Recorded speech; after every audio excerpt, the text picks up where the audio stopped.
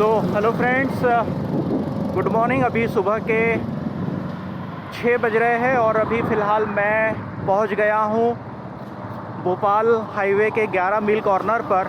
और ये जो 11 मील कॉर्नर है, this is the meeting point of me and my friend आज़ाद।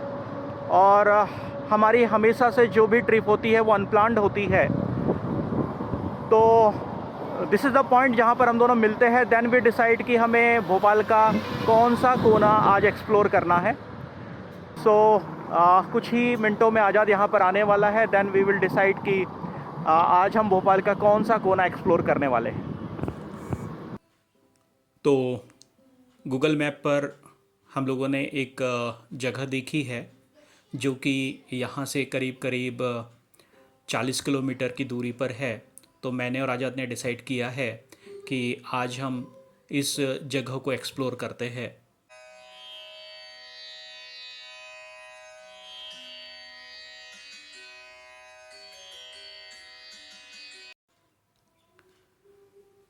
साधारणतः हम लोग शहर के रास्ते न चूज़ करके हम लोग ग्रामीण परिवेश वाले जो रास्ते होते हैं उन्हें या उनसे साइकिलिंग करना हम लोग ज़्यादा पसंद करते हैं। इसके दो कारण हैं कि पहला, एक तो ट्रैफिक कम होता है, दूसरा आप प्रकृति के बेहद नज़दीक होते हो।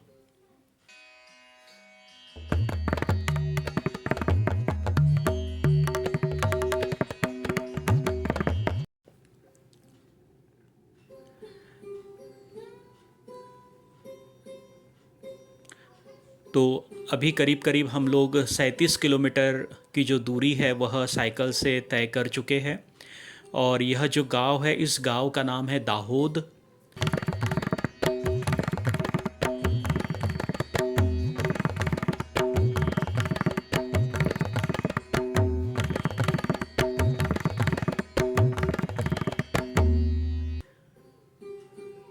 और गूगल मैप के अनुसार इसी गांव से जुड़ा हुआ वह वाटर बॉडी या डैम है जहां पर आज हम लोग आना चाह रहे हैं।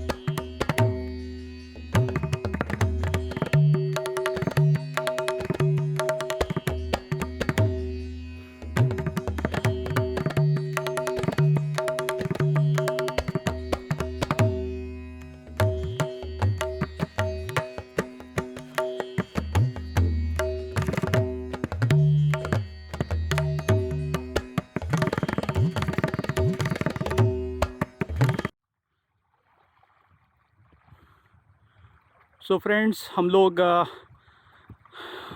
बिना किसी डेस्टिनेशन के निकले थे और अभी अब हम लोग पहुंच गए हैं। यहाँ पर एक बहुत ही अच्छा सा, एक साफ़ सुथरा सा डैम हमें दिख रहा है जिसका नाम है दाहोद डैम। और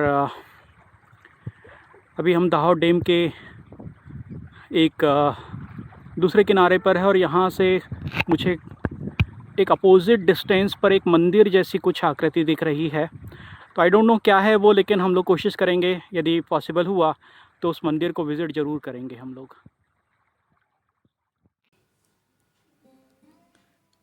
अब हम डैम के इस किनारे से दूसरे किनारे की तरफ बढ़ रहे हैं और साइकिलिंग करते समय हमें चढ़ाई का भी सामना करना पड़ता है।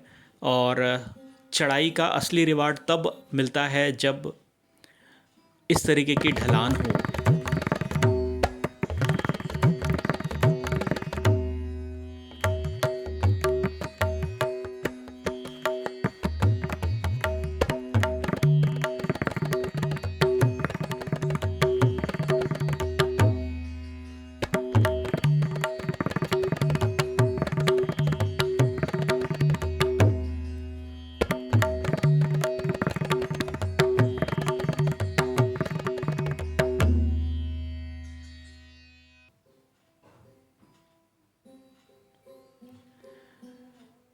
इस तरीके से अभी हम लोग डैम के दूसरे किनारे पर पहुंच गए हैं और यहाँ पर मुझे दिखाई दी एक छोटी सी चाय की टपरी।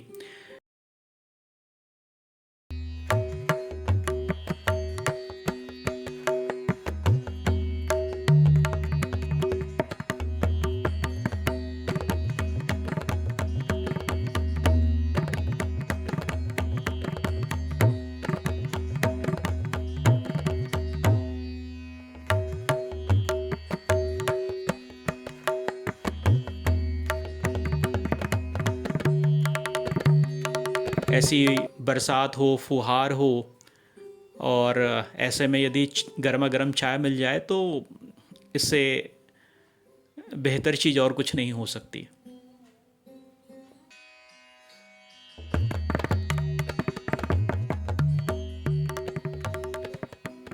चाय की चुस्कियाँ लेते लेते अचानक मेरी नज़र पड़ी एक बोर्ड पर जिस पर लिखा हुआ है परमहंस आश्रम।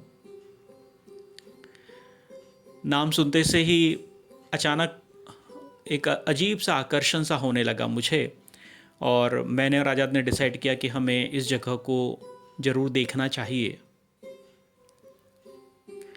यहाँ तक पहुँचने का रास्ता थोड़ा सा कच्चा कीचड़ भरा है और क्यों ना हो, क्योंकि यदि इस आश्रम में कोई संत निवास करते हैं तो संतों तक पहुँचना या संतों के दर्शन इतने आसानी से तो नहीं होते हैं।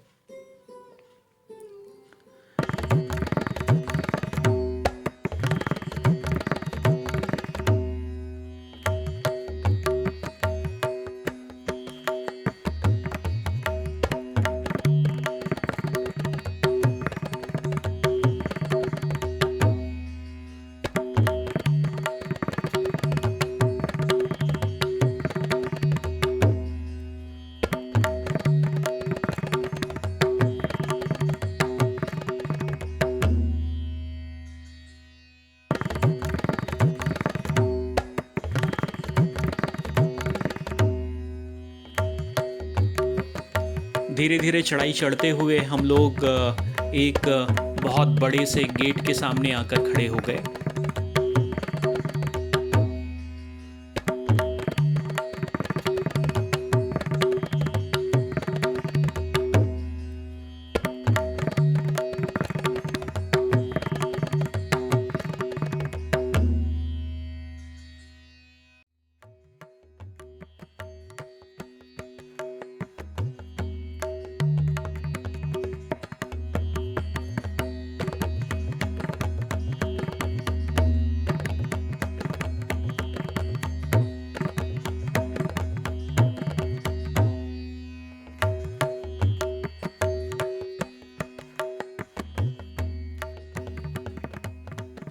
यह आश्रम का मुख्य द्वार है।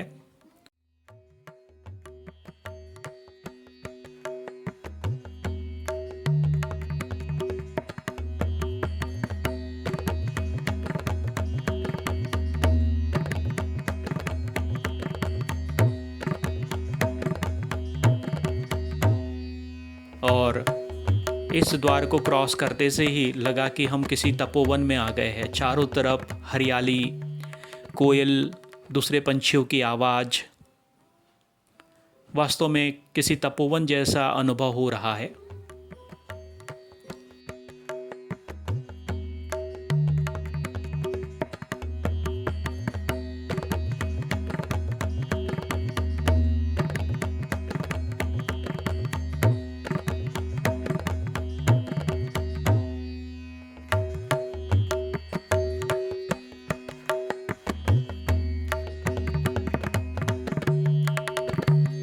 साइकिल को स्टैंड पे खड़ा करके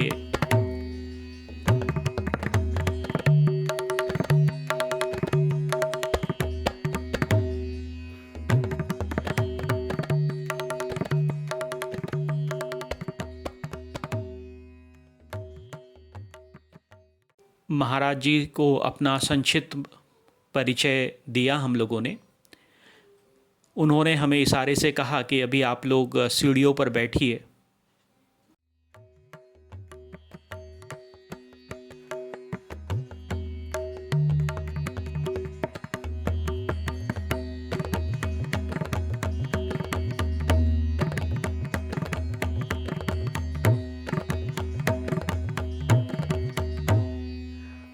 तो ये एक अनएक्सपेक्टेड विज़िट है हम लोगों की, और मैंने ये सोचा ही नहीं कि इतनी खूबसूरत जगह पर हमें आने का मौका मिलेगा। और सही में थोड़ा-सा मैं भावुक हो रहा हूँ, पता नहीं क्यों, लेकिन हाँ, ये जल स्वाभाविक तौर पर माँ नर्मदा का तो नहीं है, लेकिन कहीं न कहीं मुझे माँ नर्मदा की ही याद दिला रहा है। ये जो खल-खल की जो आवाज़ है, ये जो व्यू है, अनएक्सपेक्टेड, बहुत ही खूबसूरत। सही में इसे मैं शब्दों में तो इसका वर्णन नहीं कर सकता हूँ मैं कि हम कितनी खूबसूरत जगह पर यहाँ पर आ गए हैं। और ये कहीं न कहीं माँ नर्मदा की ही कृपा कह लीजिए, चाहे उन सभी संतों की कृपा कह लीजिए, जिनकी कृपा मुझ पर हमेशा से बनी हुई है। नर्मदे हर।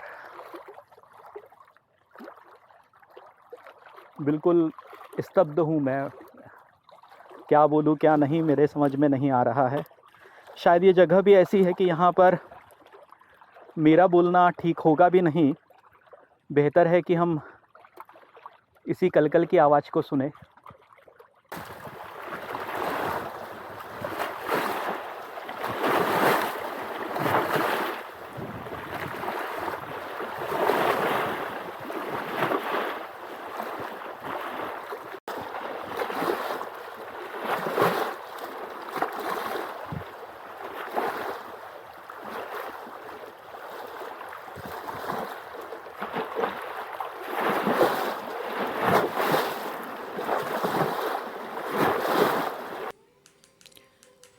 इस आश्रम में एक मुख्य मंदिर है, और इस मुख्य मंदिर में विराजमान है भगवान शिव। मैंने और आज़ाद ने यहाँ पर बैठकर कुछ देर रुद्राष्टक का पाठ किया।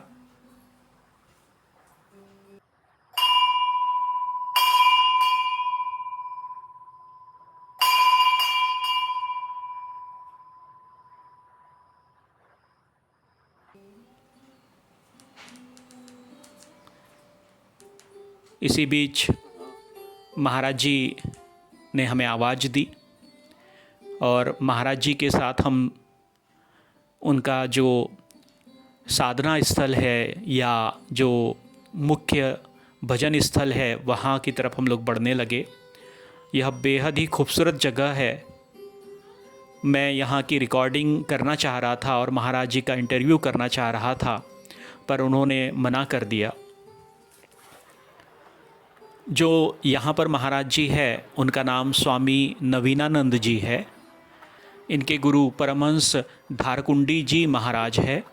धारकुंडी सतना ज़िले में एक जगह है। यहीं पर इनके गुरुजी का जो है वह आश्रम है, जिसे धारकुंडी आश्रम के नाम से जाना जाता है, और गुरुजी को धारकुंडी महाराज जी के नाम से जाना जाता है। इनके गुरुजी को परमहंस की उपाधि मिली हुई है, और परमहंस की उपाधि उन संतों को मिलती है जिन्होंने ईश्वर साक्षात्कार कर लिया है। इनके गुरु जी शतायु है, यानी लगभग 100 वर्ष की आयु के है, और अभी भी पूर्णतः स्वस्थ है। अपने ही गुरुजी के आदेश से आज से करीब करीब 35 वर्ष पूर्व यह महात्मा चित्रकूट से इस निर्जन जगह पर आकर बस गए थे। मुझे आश्चर्य होता है कि अभी तो चलिए फ़िलहाल रोड है, यहाँ पर लोगों की आवाजाही संभव है इस दाहोद गांव में। आज से 35 वर्ष पूर्व यहाँ की स्थिति क्या रही होगी। इस निर्जन जगह पर आना और यहाँ पर अपना साधन करना या साधना स्थली बनाना किसी साधारण व्यक्तित्व के बस की बात तो नहीं है। सत्संग के दौरान महाराज जी ने मुझे रामायण का एक दूसरा विवरण सुनाया, और यह जो विवरण था वास्तव में एक अद्भुत था मेरे लिए, कि किस तरीके से महाराज जी ने जो दशानन है अर्थात रावण है, उसके 10 सिरों को हमारे शरीर की 10 इंद्रियों से तुलना कर दशरथ के पुत्र राम द्वारा किस तरीके से नियंत्रित किया जाना चाहिए या किया जाता है और किस तरीके से हम ईश्वर मार्ग पर आगे बढ़ सकते हैं, इसका एक अद्भुत विवरण उन्होंने प्रस्तुत किया। सच कहूँ तो इसके पहले मुझे रामायण केवल एक महाकाव्य या एक प्रकार की किस्से कहानियों वाली ही किताब लगा करती थी, पर इन महात्मा से मिलकर वास्तव में मुझे लगा कि इन कहानियों के पीछे भी साधन मार्ग छुपे हुए हैं। मुझे मलाल बस इसी बात का है कि मैं महाराज जी का इंटरव्यू फ़ोन पर या मैं वीडियो में रिकॉर्ड नहीं कर पाया, और ऐसा इसलिए भी है क्योंकि वह एकांत में ही रहना पसंद करते हैं और वो नहीं चाहते हैं, वह किसी भी प्रकार की पब्लिसिटी आदि से दूर रहना चाहते हैं।